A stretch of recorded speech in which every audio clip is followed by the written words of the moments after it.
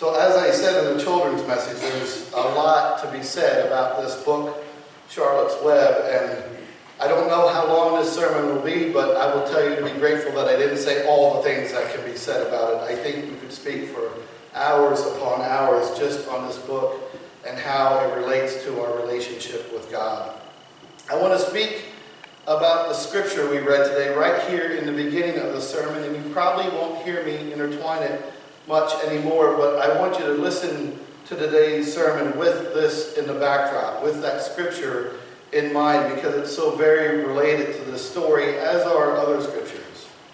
I believe there are probably dozens of biblical messages hidden in this book. I do not know much about E.B. White, the author of the book, but I can't imagine that this person would have been someone who didn't go to Sunday school and learn some very basic foundations of our faith. There's just too much of it in here. Too many things are hidden in our world, and I'd like to shed a light on them, even in our children's books. So there's two big concepts, I think, from today's scripture. Probably a lot more, but two that I want to mention today. And I've already kind of touched upon. Salt is necessary, as basic as it is absolutely essential to life here on earth. As worthless as it seems, as cheap as it is to buy in the store, it is necessary to our living. We use it to season food and to preserve food, and especially in ancient times, and even in today's world, in many parts of the world where refrigeration is just not an option. We wouldn't have the foods we have if it wasn't for salt. I just read this morning something that kind of came as a shock to me, and maybe not to the rest of you, but Smithfield Foods, where I lived for about 10 years in Smithfield, Virginia, is closing down its last giant smokehouse. Kathleen can remember, and my parents probably, wasn't far from where we lived for 10 years. And all of that, if you've ever had Virginia ham, involves a lot of salt. We wouldn't have that commodity in our world. And believe it or not, it was something the United States and even early other countries traded with other nations because it could be preserved for so long. There's a ham actually still in Smithfield in a museum that's got to be about 100 years old, and according to them, you can still eat it. That's okay. We will believe them. It was P.D. Gwaltney's first preserved ham, and I think he used to take it on tour with him or something. I don't know. We'll put anything in the museum. But even in our human body, it is needed to maintain the fluid balance, to transmit nerve impulses, and to relax and contract our muscles. Whether we have big muscles or small muscles, they operate because there is salt in our bodies. Yet, even in biblical times, when it lost its flavor or was seen as in excess, it was thrown into the roads as filler to be trampled on. As humans, when we don't see the worth in something anymore, we tend to throw it out. It's kind of a part of our nature, and I'm not judging that more as much as I am observing it. But remember this, as Matthew tells us, you, each of us, and the whole church, are the salt of the earth. You are the thing that may seem so very basic and small at times, but is absolutely essential in making the whole body work properly.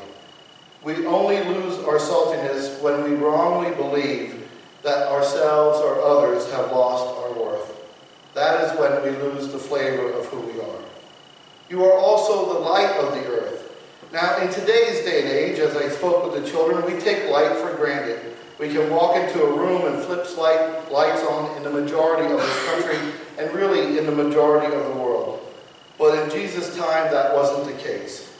Providing something, again, as simple, as basic as light and darkness was something that was extremely important inside a house or when the sun went down. And it wasn't easy to achieve. No one would have taken the time to light something back then and then hid it under a bushel basket. Nobody would have went through all that work to get something finally lit and to maintain it and then to hide it. When we realize we are light, we need to let that shine. And when we have light in a place like we do in our church, we need to let others know that it is there. As we are told, we are to let our light shine. I'm certain that if you read this book for the first time or the 100th time, or even just watched one of the movies about it, you would see this message in the story of Charlotte's Web. There's so much in this book. There's just no way to cover it again in just one day. But I'd like to start at the beginning of the book. There's things here about this passage that the whole book really hinges on. The whole book really could speak to the world and how we treat others really just in the first page or two.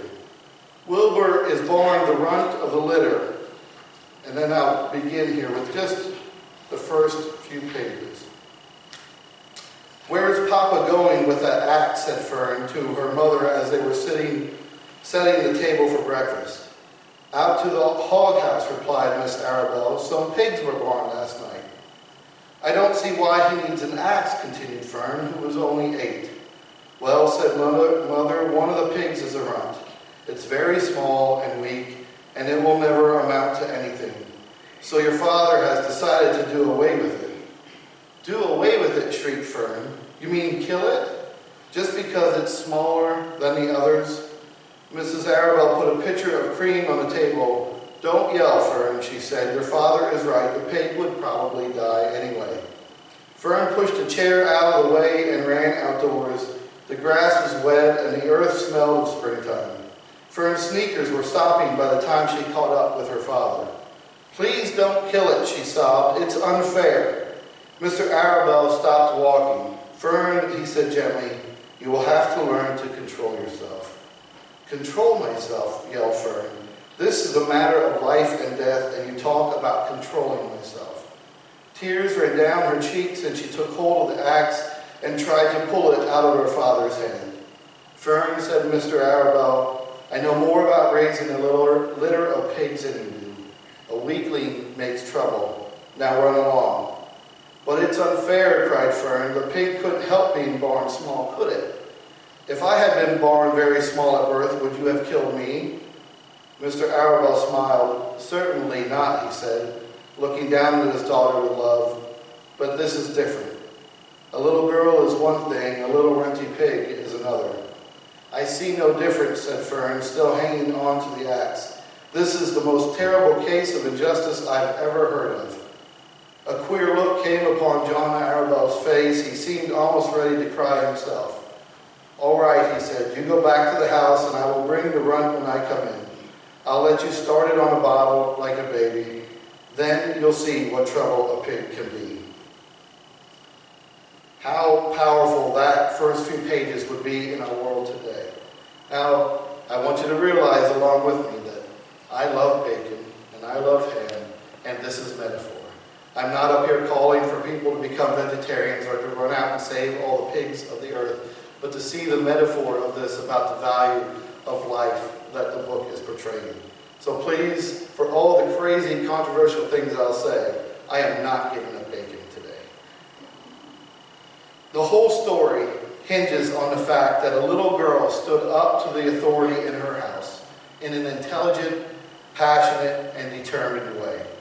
Because she understood her value in her house, because her parents had obviously taught her that she had value, she was able to fight for the value she saw in the runt pig, the one about to be destroyed because it was born smaller or weaker or in a different position than her. The rest of this story, the rest of the book couldn't have taken place if Wilbur wasn't saved at the get-go because Fern used her salt and her light. She used what made her her, the essence of her, and she let her father see it at just the right time to do something she saw as important. Later in the story, as Wilbur is taken to Uncle Homer's farm, the process of saving him yet again begins with making an unlikely and almost undesirable friend in Charlotte the spider. I think it's so great that E.B. White picked a spider. So many of us are afraid of spiders. We certainly wouldn't make friends with them. We wouldn't let them do us any favors, even though spiders actually do us a lot of favors in the natural world. We overlook that because of our fears inside of us. But Wilbur was willing to become Charlotte's friend. Wilbur was saved over and over again in this book. I don't know how many times I've been saved in my life, or how many times I've revisited that I've been saved by Jesus in my life. Once Wilbur learns why he is being fattened up, the whole idea of seeing the value in himself and in others, the value of his life becomes even more important.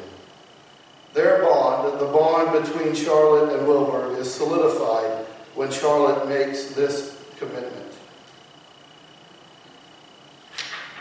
I apologize.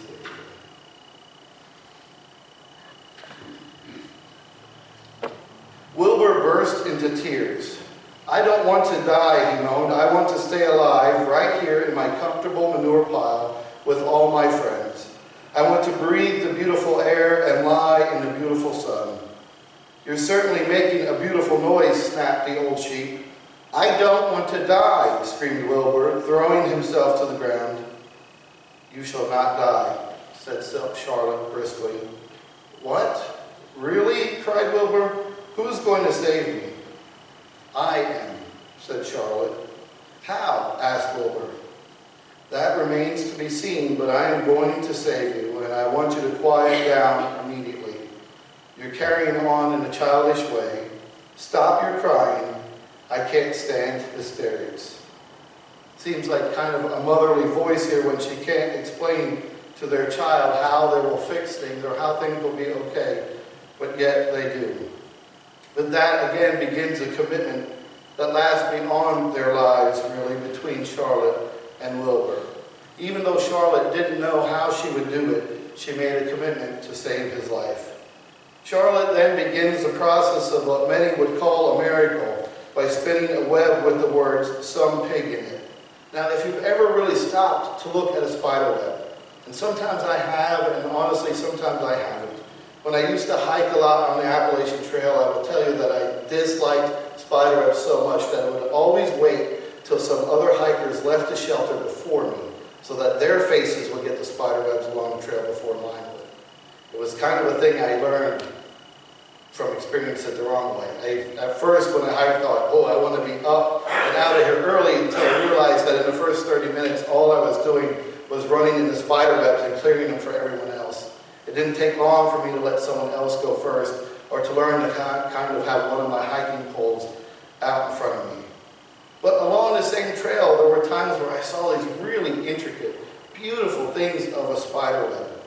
Many of you may have knitted or crocheted in your life, and it's a skill that you're able to learn, and it's an amazing thing that I really appreciate in others. But a spider web's even more cool, because nobody teaches them how to do it. They just know. They're being a spider, making a web, doing something that is so hard to understand, and actually ridding the world of some of the bugs that we don't want around, as much as we try and villainize the spider. Charlotte writes this first web with the words, "some pig" in it. Of course, this takes everyone by surprise, and even the local preacher calls it a miracle, because that's what we do when we can't explain anything or something. But the truth is, miracles exist around us all the time, even the ones we think we have figured out. To me, a spider web is a bit of a miracle, though scientists could probably explain to me exactly how it happens. A mother carrying a child in her womb, and then the whole process of childbirth, to me, is a miracle, even though lots of doctors and mothers could tell me things about it that I may or may not want to know and explain it away. It's still a miracle. Miracles don't have to be things that we don't understand. They're just things that keep us in awe of our Creator. As the story continues and winter approaches, Wilbur becomes famous around town, but then, as humans do, they lose interest again. Charlotte has to spin more words like radiant and terrific, all with the help of another unlikely and even reluctant hero, Templeton the rat. Over and over again, they work to let the humans see the value in Wilbur, and he does his part as well by being a pretty remarkable pig. I've never seen a pig do backflips, but in this book he does, and he smiles a time or two as well. He does his part in trying to save his life as well. Oftentimes we overlook what other people are trying to do to save their lives. We don't see that they are working just as hard or harder than we have ever had. Wilbur wasn't letting everyone else just do this on their own. He was taking a role as well. Yet he always remains true to who he is. Wilbur is humble, which is the last word in the story that is written in a web. Though he didn't win the prize at the fair because of his size or even a marketable worth that he had in the value to farmers, he won something more. People saw the value in him because of the value his neighbors saw in him. They saw the value in him because his barnyard friends saw the value in him. They were shining the light on Wilbur, and then people could see the light that existed in him because others put their light in him. They saw that a living thing has an inherent value simply because it is a part of God's creation. Not because of us, but because of God, the creator of all things. It's worth being said that Wilbur himself sees the value in others more easily than he does in himself. At one point he comments to Charlotte that he doesn't understand why these words were used for him, which is why she ends up writing the word humble. But every time Wilbur makes a new friend, he's excited to see that. It's really well portrayed in the movie, the more recent movie. Every time Wilbur hears someone's name, from Templeton to Fern to the sheep and the goats and whoever else is in the barnyard, he says, wow, what a cool name. Imagine if we lived in a world where every time we heard someone's name, we just said, wow, what a cool name, no matter what it was. It's also worth being said that this story doesn't just teach those with power, the humans in the story, about the value of Wilbur, but also his barnyard community. I'm going to read to you another passage here about Templeton, the reluctant hero in the story, or one of the heroes. The rat entered the barn the way he always did, creeping along close to the wall. "What's up?" he asked, seeing the animals assembled. "We're holding a directors' meeting," replied the old sheep. "Well, break it up," said Templeton. "Meetings bore me." I'm for that. Meetings bore me sometimes. And the rat began to climb a rope that hung against the wall. "Look," said the old sheep, "next time you go to the dump, Templeton, bring back a clipping from a magazine. Charlotte needs new ideas so she can write messages in her web and save Wilbur's life." "Let him die," said the rat. "I should worry." "You'll worry all right when next winter comes," said the sheep. "You'll worry all right on the 0 morning next January when Wilbur is dead and nobody comes down here with a nice pail of warm slops to pour into the trough. Wilbur's leftover food is your chief source of supply. Templeton, you know that? Wilbur's food is your food. Therefore, Wilbur's destiny and your destiny are closely linked. If Wilbur is killed and his trough stems empty day after day, you'll grow so thin we can look right through your stomach and see objects on the other side." Templeton's whiskers quivered. "Maybe you're right," he said gruffly. "I'm making a trip to the dump tomorrow afternoon. I'll bring back a magazine clipping if I can find one." "Thanks," said Charlotte. "The meeting is now adjourned. I have a very busy evening ahead of me. I've got to tear my web apart and write terrific." Wilbur blushed. "But I'm not terrific, Charlotte. I'm just about average for a pig." "You're terrific as far as I'm concerned," replied Charlotte sweetly. "And that's what counts. You're my best friend, and I think you're sensational. Now stop arguing and go get some sleep." How many Templetons exist in our world that don't realize how connected we all really are? I can think of something as easily as the honeybees, which are dying, which it's said by scientists that if the honeybees were going to be extinct, we would have just a few years of life left on Earth here as humans because of how much we need them to pollinate our crops. We couldn't live without honeybees. And I think, too, of those workers in foreign countries who work in such horrible conditions to provide us things that we take for granted. We are interdependent on them. And if their health isn't good, eventually ours will not be good as well. That's a whole other debate for some reason and discussion in our world. The humans, those in the story, also realize that they don't have to be able to explain everything they see, everything they begin to understand about Wilbur. In another passage in the book, an announcer at the fair when they're presenting Wilbur and Mr. Zuckerman with this award for just being a cool pig, simply says, we don't know how this happened. We can't explain how those words were written in the web. But one thing we do know, this is surely some pig. I'd like to close with 3 thoughts. First, did you know that we have our very own web for all to see in our barnyard right here at St. Peter's UCC? I didn't realize it until the other day, and it just hit me kind of like a brick wall. It's right out front, in front of our church, with words that tell so much about us and so much about how we feel about others. It's as if someone planted this idea to have our own web out there, and we could go back to a consistory meeting to where this came from. And I will tell you that the really neat thing about that banner being out there is that wasn't the original idea. It came out of discussion from another idea before we ordered that banner, but yet how perfectly I think it sits there. That web tells people about us and reminds us about ourselves. It begins with the words, be the church, and includes care for the poor, forgive often, reject racism, love God, and enjoy this life. If we live out just those words on that banner, on our own little web, I promise you that it will continue to transform our community and this world. Second, you also, each person here, is some pig, radiant and terrific and humble. This congregation, this church, and each of you are valuable and loved simply because you exist. Not only do I think this book tells us that story, but Kathleen and I recently went to see the new movie documentary about Mr. Rogers. And I would recommend to you, no matter how far you have to drive, we drove about an hour to Harrisburg to see it. It's worth seeing. It is an amazing story of an amazing man who maybe you didn't know was an ordained Presbyterian minister. His calling, actually, when he became ordained, was to work in news media, which was in television media, which was an entirely new thing for the church to become involved in that way.